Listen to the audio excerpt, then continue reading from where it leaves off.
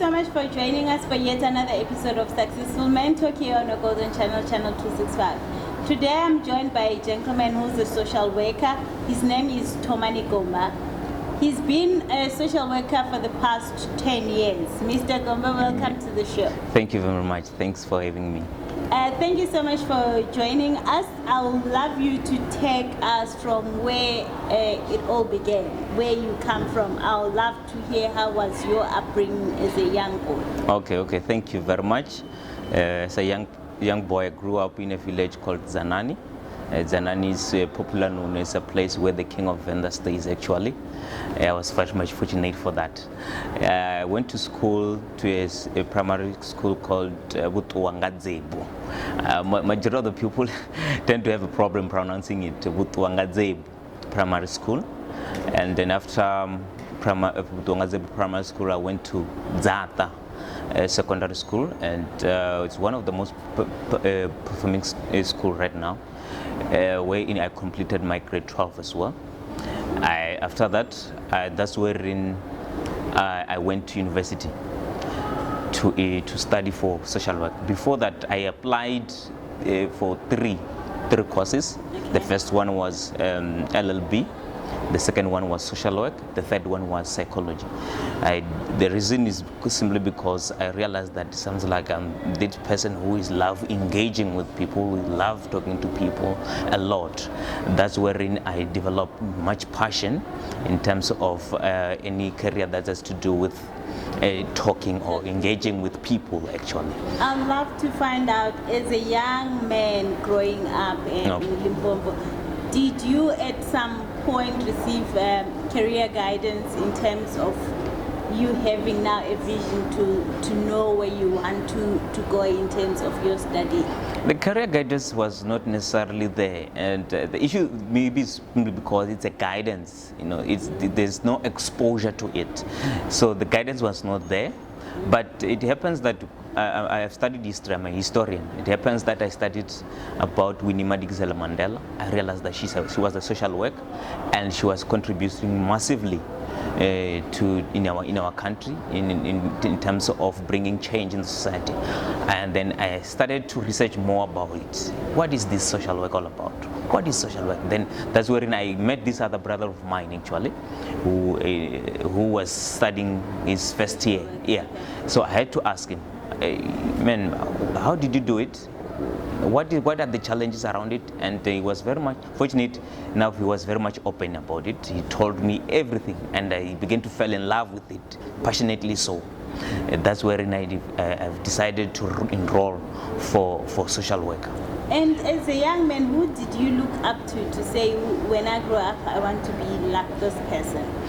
As a young person who grew up in a deep rural and remote area, it was difficult to actually point out a role model to say this is the person that I want to be. So you are mostly motivated by things that you observe on TV or you see on TV, and say I want to, when I grow up I want to be like this. But one thing that I told myself is that I always wanted to be in an office setup.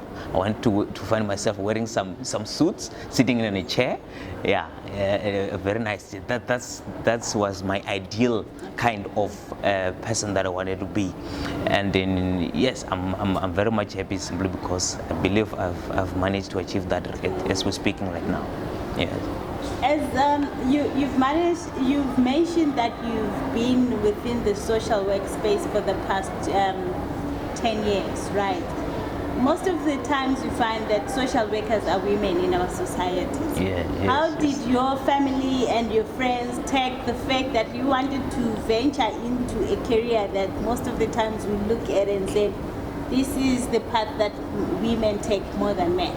Yeah, it was not that easy though. It was quite a difficult aspect altogether for them to get to understand. No, social work sounds like it's for women. Why did you want to go for it? The good part of it was the fact that my brother was doing it. All right. Yeah, my brother is in my brother from another mother. Yeah, he was doing it, and I said no. The fact that he's a male, and he's doing it. Okay. And yeah, I can do it as well. That's what motivated me massively. But to the society, even today now, we still have a lot of people, a lot of problem in terms of male social workers as we're speaking right now. It's a career which is mostly dominated by females most, but the edge more, it's more about bringing change to society. It's all about passion. Passion is what drives us. Passion is what motivated me most. Most of the times when we speak to women, right, they speak about the challenges that they face in the workspace, having to work with men in some sectors. For you as a man who works with a lot of females within your sector, what challenges have you faced that are more gender-based than anything else? Yeah, there are quite a number of challenges, because sometimes when you are a man and then you are being led by women, sometimes when you get to the point of bringing some inputs as well, those women, they will feel challenged. They will feel like, no, this person feel like it's undermining me simply because I'm a woman. And you might find that that's not the case as well, simply because that is the area or the career path that is mostly dominated by females. It is a challenge, and it's still even a challenge right now. But I believe since we are living in a society that is transforming, and they're slowly adjusting to it and understanding that, no, we are living in a society wherein women are also given an opportunity, men are also given an opportunity as well. Yes. You spoke of the fact that you specialize in male health, right? What made you see the need to specialize in, as much as you were already a qualified social worker, and why particularly specialize within the male mental health sector than anything else? Okay, most of the time I always indicate this, that in you there are two people. Actually, let me put in this: there is what we call the ideal self, and there is what we call the real self. In an ideal self, we have got a boy. In a boy, there is a man hidden in a boy, right? And then in that man, there are three categories in that man. We've got a dad in a man. We've got a father in a man. We've got a husband in a man. Those are the roles that are not to be played by a man.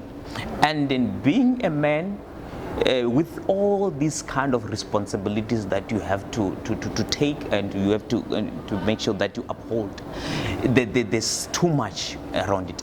Because right now, as we're speaking, we've got almost 90% of children, they are growing up without a male figure around them. So that on its own is a very serious problem. You are a boy, you are growing up in a setup where there is no a male figure around it, there is no a father figure around it, there is no a touch of a man, of a dad around you. That on its own plays a very serious role in terms of the upbringing of a boy child. Before we just go into getting the details of what you do, right? What are the negative effects do you guys see from a child who's raised by a single mother, or a child who's raised in a home where there is no male figure? Yeah, there are quite a number of them. Because when it comes to the issue of raising a child or assessing a child, there are three aspects that we look at. A child, there's something called what we call the cognitive development of a child, wherein a child has to learn through observation, has to learn through seeing, doing, and also hearing. So if a child every day is observing a female figure almost on a daily basis, and that child tend to understand tend to have more feminine touch more than a male kind of. So which is a problem on its own. That's why we believe that boy children, they are not given that opportunity to actually even ventilate their issues as well. That's why it's very much important that let's have indicated that in a boy there is a man. We need to understand what kind of a man are we. What kind of a man is he going to be? If every day, remember in our language we've got this thing of saying that the environment that you find yourself in plays a very important role in your upbringing or in your development as a person. So where you find yourself in has got a very powerful influence.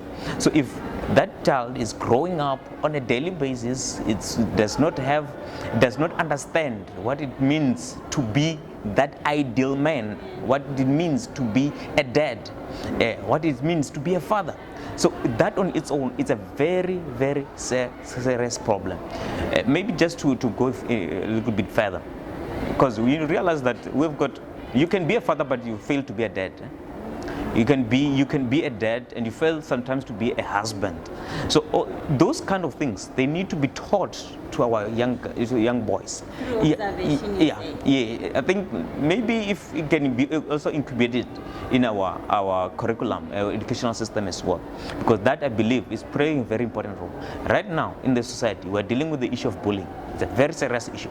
We are dealing with the issue of suicide. It's a very serious problem. Between the age of 15 and between the age of 13 and 15, we've got a serious problem of young people committing suicide. So that on its own, it must raise our eyebrows to say, what is wrong with our society? What is happening with our society? So the guidance, it must start way in the family setup. Because in a family setup, that's where we believe that family, if the best education that one must get, it's in the family.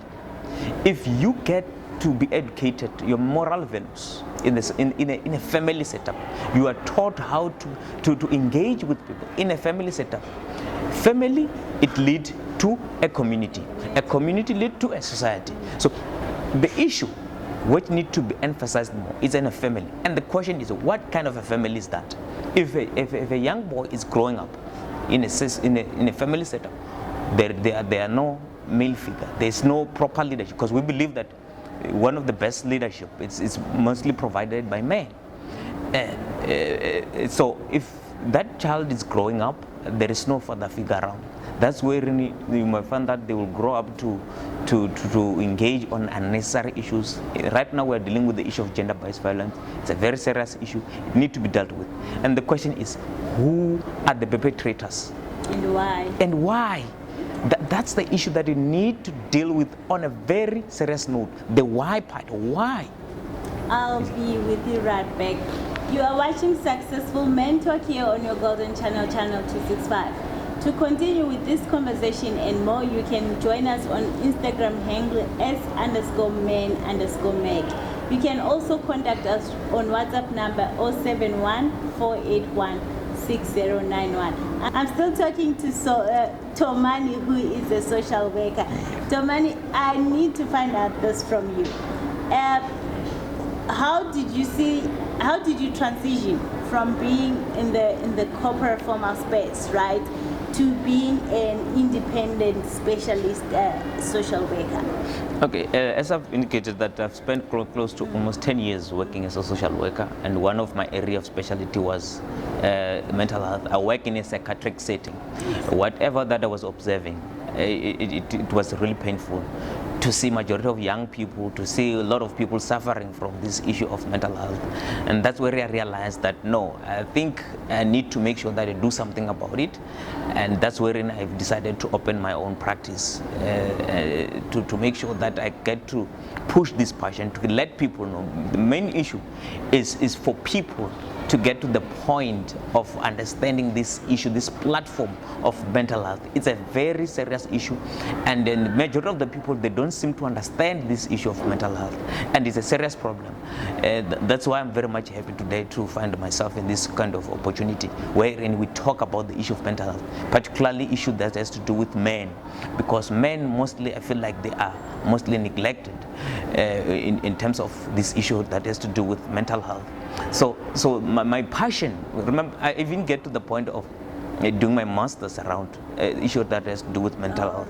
So my research was based more on the issue of mental health. That's how passionate I was, and that's how passionate I am when it comes to the issue of mental health. Was that transition easy, in as much as you had clientele, right, within the psychiatric setup, right? As a business now, did your business just take off right away, or you had some challenges modeling yourself to be a brand and also modeling yourself as an independent business? Yeah, challenges, we cannot run away from them. Challenges are there. The fact that I'm transitioning from being a government employee to being an independent, that on its own, and more especially to a space which is not that popular. Majority of the people we don't have more of social work in private practice in our area. So it's a new area, challenging, so it needed lot of investment around it for people to get to know what it is. But the good thing about me about it is that at the time when I was working full time, I created quite a number of relationships. I was actually, one of my greatest passion is community development. I worked with community. Even today, I'm still working with community. There are close to, almost, if I'm not mistaken, 5 NGOs that I'm working closely with in order for us to address certain issues that has to do with community. So it was not an easy transition, but I believe that everything that has a life in it, it has to go through a process. Imagine if a baby is born today and tomorrow it's grown up, then it will be one great miracle ever. So there has to be that process, step by step by step. So the only thing that you have to do is to adapt to it and be patient with it and understand it as it is. And what social ills do you face within our different communities? Because most of the times I find that in as much as we live in the same country, the factors that affect societies are different. What societal ills do you find in the communities that you work with? Substance abuse is one of the greatest problems that we're facing. It's a very serious one, and the bad part of it is that right now statistically indicate that all females are the one who are abusing substances more than male. That is shocking on its own. So we don't expect something like that to be happening.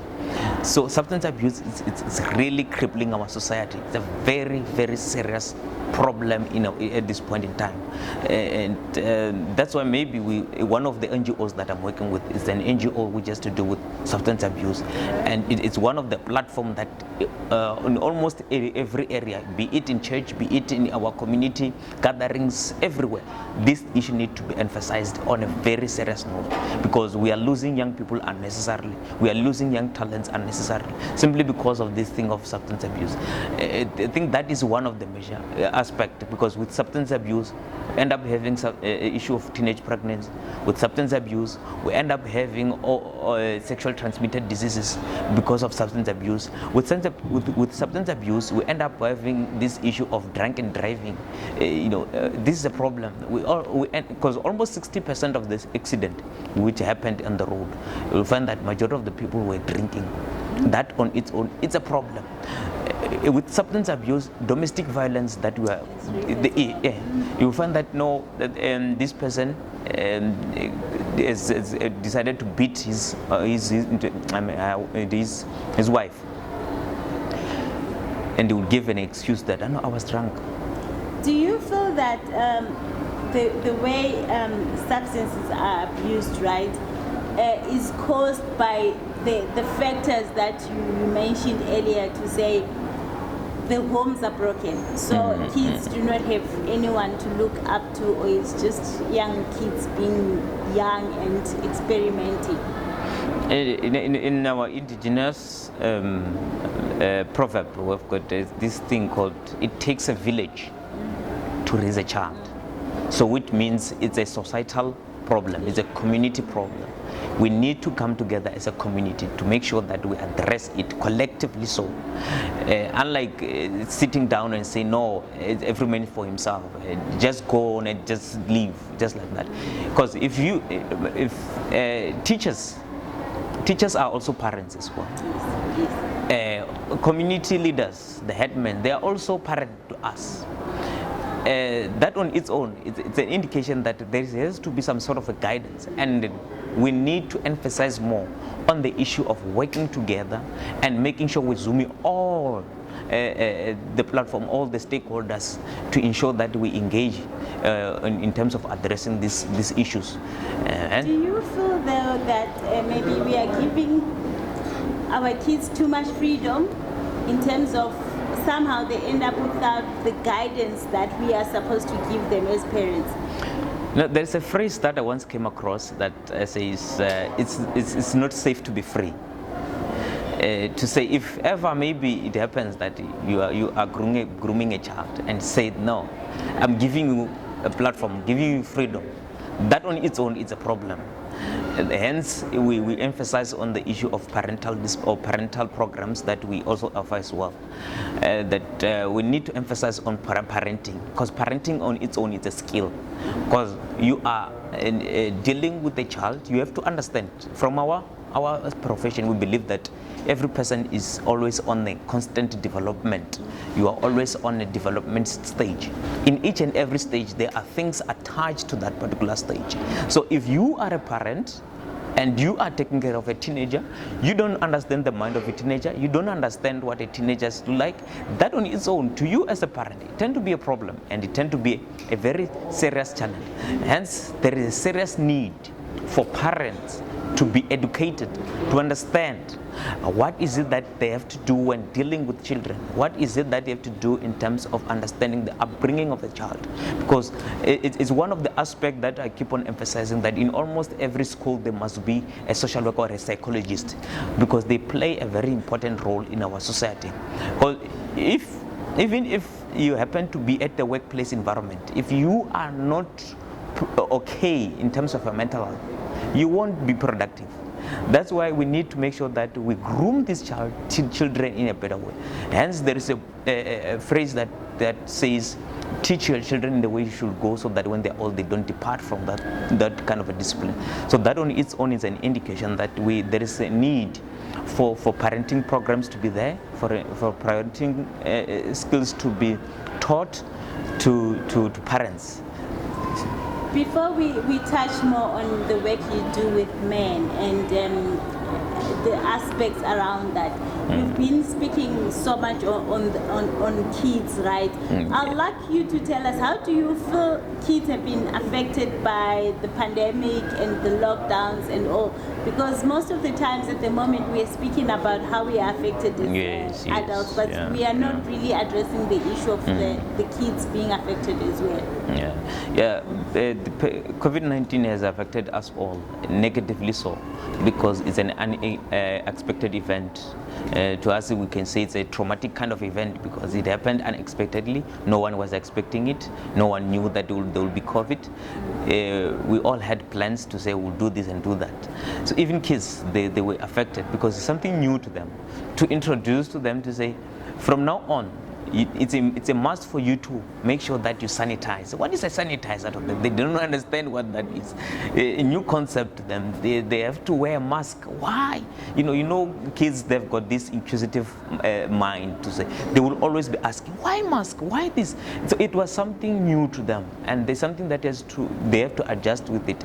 And on top of that, it affected negatively on their educational sector as well, because they have to drag their educational journey, unnecessarily so. They had to do things under pressure. They had to learn new things based on the fourth industrial revolution, to say we need to do things online. What is online from a child who is staying at Gogo, at Mother Chich there? So what is fourth industrial revolution? It was something new and something very extremely challenging to them. So I believe it affected them very negatively so. And for them to adjust with that, it was not that easy, because kids, they're used to going out, playing with other kids, and with the concept of there is lockdown. Lockdown means you don't just go anywhere, you don't just go to play with anybody. That concept on its own, it was challenging to kids. I want to go out to my kids. I want to go out and play with other kids.